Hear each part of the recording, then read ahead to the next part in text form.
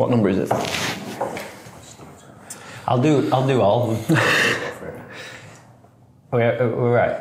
Yep. All right. Hello, welcome to this week's Industry Spotlight. We're at episode 14, 15, 16.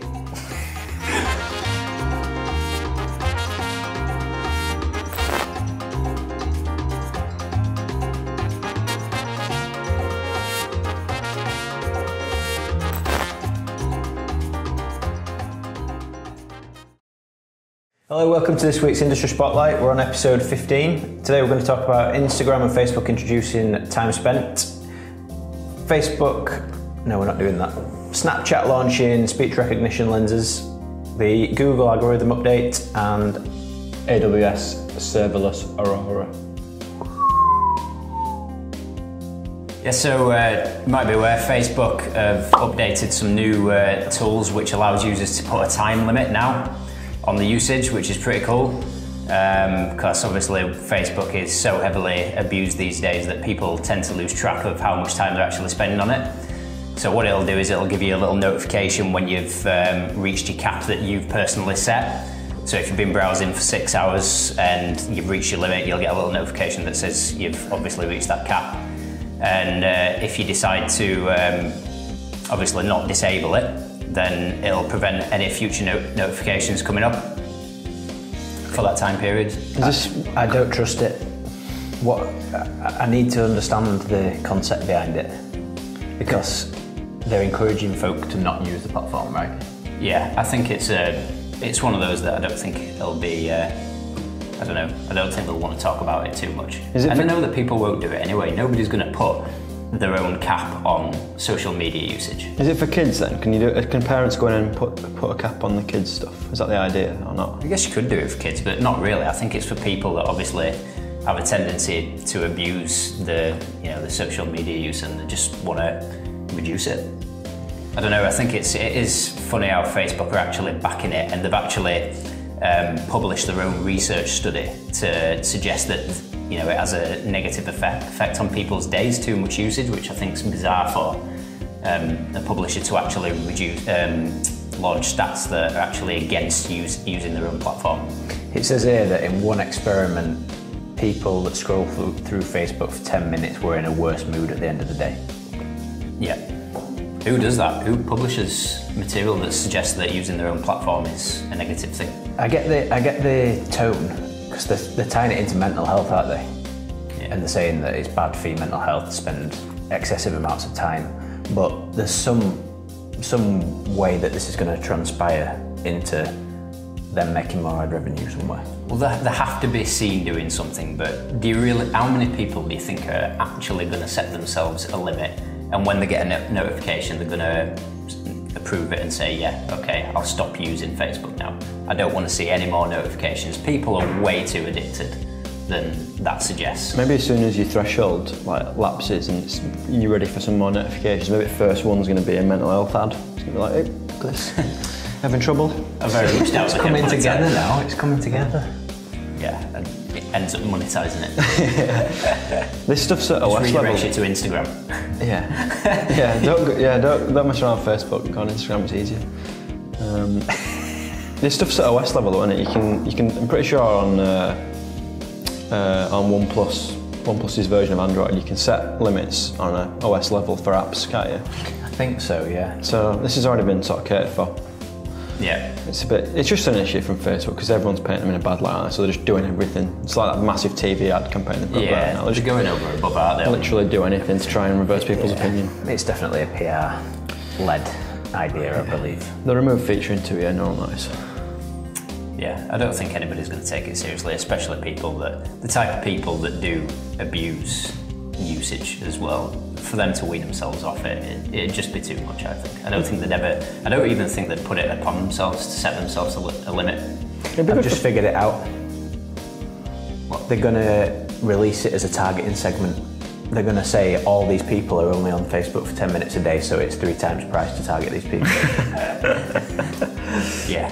Essentially. You can only get in. And they've all got mental health issues. Yeah. If you want to target like well-being and whatever else, to get involved. Yeah, that's what I'll do. It's good for parents and kids. I see that use case But a lot of the like kid-friendly versions of Android, for example, I think iOS does it too. You can set limits, time limits, and say can't use it after 9 p.m. Can't go on these apps, blah blah. You can do all that stuff. I think it's good for kids, especially if it's got like a day pattern feature where you say only able to use on a Friday night, Saturday afternoon, or whatever for your kids, so then they're not getting distracted. You can do that. Can't you do that on like Kindles for kids and stuff? Well, you can do that through certain internet providers, can't you? You can limit what they go on through the web interface for the routers and stuff. Yeah, well, I'm not sure that'll work for Facebook app and stuff like that. No. I think it's less for kids though, and it's more, like say, to build awareness of mental health and people getting too dependent on social activity, aren't they? I like the premise. I think mental health is obviously really important, but I just don't trust that it's being done for the right reasons.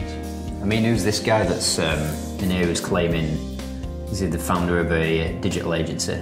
He owns a social media shop. Yeah, Harry Hugo. He's claimed that he was spending 15, 16 hours a day on social media, which I think's absolutely ridiculous. You're not even awake that many hours a day? No. That's the truth. No truer words. But for somebody to be able to physically spend that much time on a social media channel in a day is just completely beyond me. I think you have truly got a bit of a problem. It's exaggerating. It can't be that bad. Well, it's worked because we're talking about it. Yeah, I think it were published on through another publication the other week, or some sort of research study that found people on average pick the phone up. I know this is exclusive to mobile phone use, not social media use, but they are sort of interlinked every 11 minutes. Yeah, that's probably of the day, which is pretty bad. And obviously, when they're picking the phone up, they're probably using social media, aren't they? So that's pretty compelling. The world we live in. The next thing we're going to discuss is Snapchat launching some speech recognition lenses. So Snapchat needs to pack it in with this hardware now. It's all they've got. I don't really. They're doing things that just is too out there. They're just trying to find a solid way of monetizing that, and they can't do it. I think the closest thing that I've seen in the news is the Amazon shopping integration. But this, I just don't see it. I don't really understand it.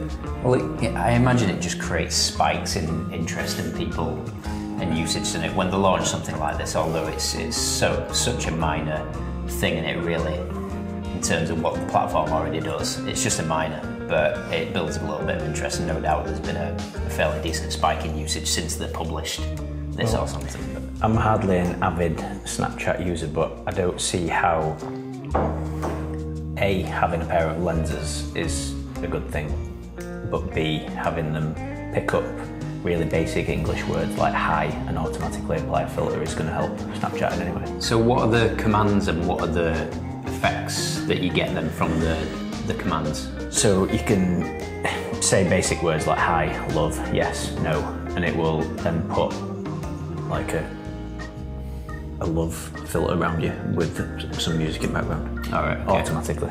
Yeah, that's pretty cheesy, isn't it? Yeah. So what does it do if you say, what if it says hi? What if you say hi? Flock of chatty birds. Hi. Yeah. This isn't even news. This is rubbish. It's tenuous, isn't it? No, but it's just another thing though, isn't it, that they're trying to do to create some sort of way of monetizing it. When what should have happened is that they should have accepted the $5 billion offer that Facebook offered them when they first came out.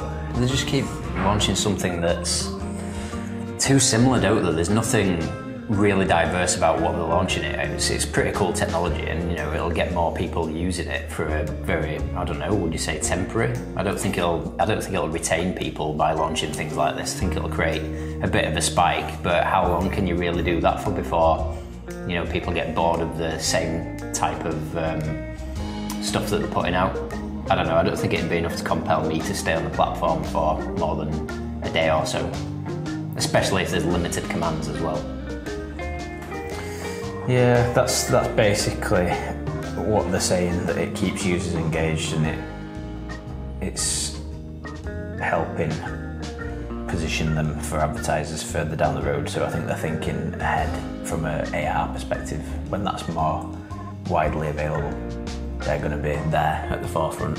Is it just showing off the capabilities? I believe what so, they're yeah. able to do? Because obviously Facebook aren't really doing anything, well, similar, but they're not doing voice commands or anything like that. I'm pretty sure they could, but I just don't get how they're monetizing it or being able to monetize it in the same way as like Facebook do. They do it very cleverly, don't they? And there's always something that comes after a launch, a product launch from Facebook, whereas that's just user-based. Well, it's not a ad format, is it? And you've got to have a pair of the lenses, Yeah. which ain't cheap. Yeah, I feel like they're stuck in a bit of a rut, to be honest, but It's a cry for help, isn't it? yeah. So now we're going to talk about Google launching a core algorithm update, which launched at the start of August. It was a global update, and it's been named as a core algorithm update, which means it's a significant change. It's now fully rolled out.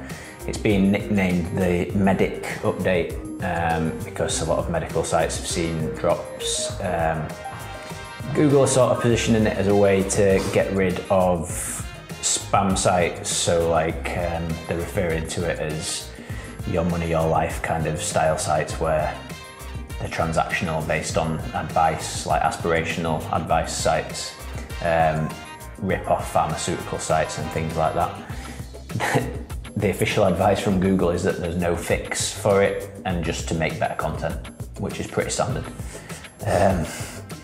So a lot of sites have been affected, but a lot of sites have had positive results. I think the key message is that you just need to stop doing dodgy stuff. Yeah, well, that's always been the same, innit? But I think they're just finding new ways to clamp down on it now, aren't they? They're just taking a harder line as well. They're not releasing any specifics on what it's targeting, what vertical it's targeting, where they're looking, what quality signals they're looking at to penalise. Yeah. There's just nothing. There's no. They acknowledged it, which is about all the giveaway these days. I don't think the need to now. I think it's probably a little bit ignorant now as a brand out there if you're not familiarising yourself with these changes that Google are looking for you to make. Everybody's aware of the different ranking signals and things like that now, and if they're not, then obviously there's a reason for them being penalised. Yeah. So, you know, quality content's always been at the forefront, hasn't it, and of Google. So if you don't know that by now, then that's probably one of the main reasons why, you're getting penalised. Yeah, well, every move that Google have made, especially in search over the last 18 months, has been massively focused on user experience. If you're not producing quality, whatever industry you sit within, then you're not going to do very well. Yeah. Or you're not going to do very well for very long. I think you're right though. I don't think they even need to justify it now. Whereas before they'd be relatively helpful and try and steer, brands in terms of what they can do to improve visibility and improve the content and everything like that. But this kind of sentiment's been around for so long now that I don't think they need to even really say or suggest or justify rolling something out, do they? Well, no, everybody knows that they're making changes on a daily basis, and they do a core update at least a couple of times a year, which is what this is. They have hired Danny Sullivan as the search liaison to answer questions on stuff like this, but because it's such a hard line and they're trying to get rid of shit, that he's not even commenting. His advice is there's no fix for it. Be better, do better, make better content, make a better user experience. Yeah, well that's what I mean. In the past they've obviously tried to soften the blow by making recommendations and steps, but it always circles back to the same thing, doesn't it? Quality content, optimized websites, good user experience. They're the real themes that are constantly there. Yep, I think there's a lot of signals if you read between the lines over the last 18 months, like site speed being a core part of the algorithm, down to server response times and things proper server-side user experience stuff that are important and just getting more and more important. If you've got any kind of barrier that provides a bad experience now, you're not going to do as well as you could be. Yeah, agreed. All right, last thing I want to talk about is AWS's new feature, which is Aurora Serverless. So there's been a big push from Amazon Web Services for serverless stuff on the server side. So this is what's called Lambda. I hate the word serverless because obviously there is a server somewhere. It's not serverless. What they try to say is that it's no longer sort of part of something that you need to be provisioning or building or even thinking about. If you deploy a serverless architecture, essentially you just deploy it and then you can just leave it and it'll scale up and down without you touching it. So in the database land, this is a new concept really. No one's ever really had a product that does this before in the cloud or elsewhere. So it's quite a big deal. And one of the coolest bits of it is it can scale down to absolutely nothing. So if you've got a database workload that's sporadic and sometimes it can go days or weeks without being used at all, then if you put it on this serverless Aurora, it can just scale down to nothing and just pause. And then you just get charged for storage, you don't get charged for compute or memory resource, which is great because essentially it's pretty much free to do storage on AWS for all intents and purposes, unless you've got tons and tons of it, which not many people have.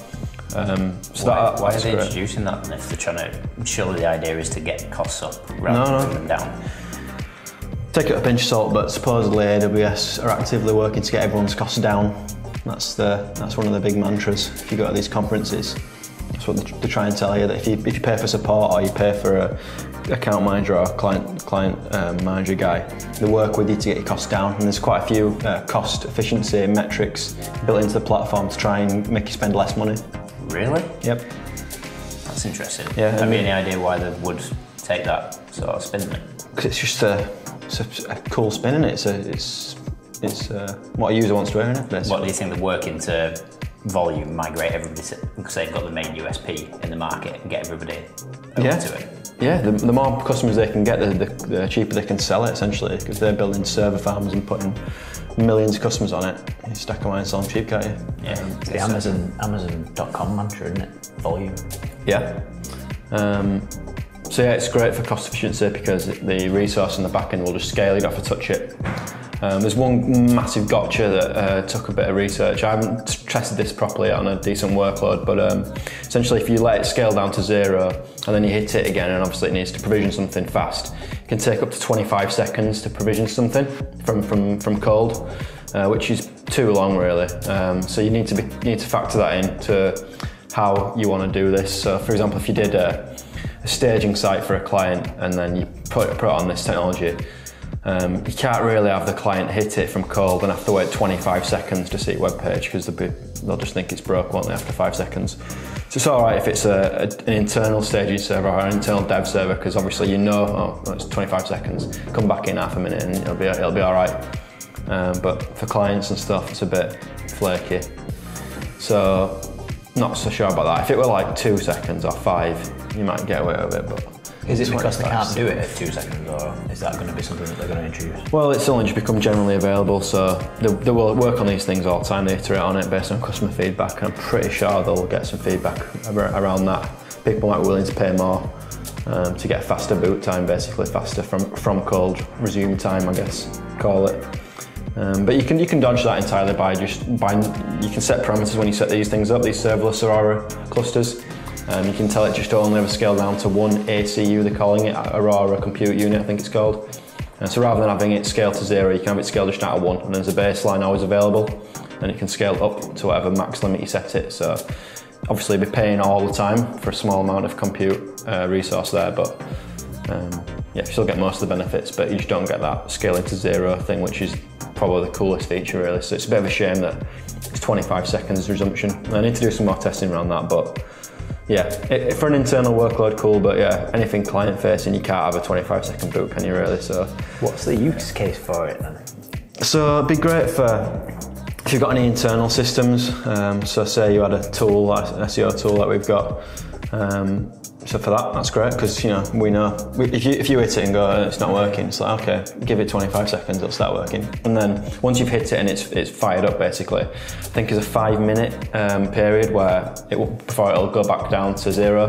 So you're not going to hit it 25 seconds and you have to do it again in a minute or whatever. As long as you keep using it, it's just there. Mm-hmm. So that's cool. So it works for use cases when you know that's how it operates, but yeah, for an outsider or a non-techie person, it's a bit weird that. Based on that, do you think it'll get a strong adoption, or do you think there'll be similar complaints about? Yeah, because as long as your use case or as long as you're not interested in it going to zero and going cold, as long as you're happy with a baseline. So say you're spending fortunes on a similar service per month, but you've got downtime, whether it's in a night time or on a weekend or whatever, you can still scale it down to 1 and it'll still be a massive cost saving. What's the big commercial application for it, like a Netflix, for example? Yeah, traffic spikes, that's the commercial application. So any websites or web apps or anything that has really fluctuating traffic. So if you haven't got steady state traffic, you've got really high traffic, I don't know, say 8 PM like Netflix, I guess. Yeah. And then no traffic at 7 AM from Netflix. Then yeah, it'll scale for you and it'll scale down and up and you don't have to touch it. And all you got to do is give it a min and max. It'll do it all for you. That's awesome. Which is really good. So if you've got loads of resource provision in database backend, it's only getting used half the time, then yeah, have a look at this. But yeah, it's a brand new thing and you got to be careful with these Amazon things that are brand new because sometimes they're a bit flaky and there's a few gotchas that you need to read about, like 25-second thing. So yeah, but that's the coolest feature for me is the pause thing, the zero resource bit. So it's a bit of a shame that that's got that gotcha, but I'm sure they'll work it out somehow. If you can afford the base level to be running all the time, then it's all good anyway. So yeah, we'll try this out on a few clients, I think. But it's exciting times. It's uncharted territory for databases, really. It's pretty good. That's awesome. Cool. Yeah. But yeah, it's the AWS mantra, get costs down. So sometimes they just cut costs of stuff without even telling you. They just like they've got they always announce it at the conferences. I think they've done it like 50 times, or it might be 100 times. 100 times where they just literally cut prices and they just applied it to your bill and you just carry on as normal. It's a strange business model that. There must be trying to attract volume. Yeah. That's going after obviously having a USP like that and getting everybody to see that advantage and then just obviously making money at scale. Yeah. That's the whole business model, isn't it? Yeah, and they upgrade servers as well without changing your bill. So they'll refresh your hardware or whatever, cut your bill, just carry on, so you just get better service over time. Things get cheaper though in hardware, plus as they get more and more customers, like I say, they invest more and more and then it gets cheaper anyway if they're buying hard disks or processing in volume. Yeah. And you can sell them cheaper basically, rent them cheaper. Yeah, it's pretty cool. Good Win times. for everybody by the sounds of it. Yeah, that's why it's a competitive space, but there's loads of money to be made, so people are willing to do outlandish stuff that sounds a bit bonkers in business terms, but if you get to your customers, it seems to be doing alright for them. Yeah, they'll probably be thinking like lifetime value and stuff like that as well, whether that'll all be factored in with an operation like that. Pretty hard to migrate across clouds, so yeah. They'll probably, if people are satisfied with the service that they're getting as well over a period of time, I guess the goal is to never let anybody want to leave. Yeah, and that's why they keep coming out with these things like Aurora Serverless. No one else is doing this. So if you get all your stuff on here and you want to migrate away, there's no alternative elsewhere, so you're stuck anyway. Smart move. So that's why they keep inventing their own little technologies and little concepts and encouraging people to go on it, whether it's cost saving or whatever. And yeah, if you want to migrate away, it's like, oh, there's no equivalent to that. And you've got to restructure or whatever. So it's a pretty fast growing space. It's going to continue to evolve pretty rapidly in the next 5-10 years. Well, forever probably. Cool, it's good. Thanks for watching this week's Industry Spotlight. I think that was number 15. Join us again next week for more industry news. And yeah, if you've got any topics that you want us to discuss, then just comment or email us, let us know what you want us to cover and we'll look into it.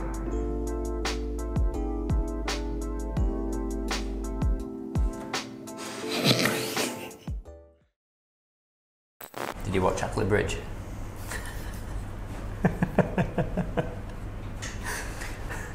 Did you? I don't watch Chocolate Bridge. It's ace. You ask me every week.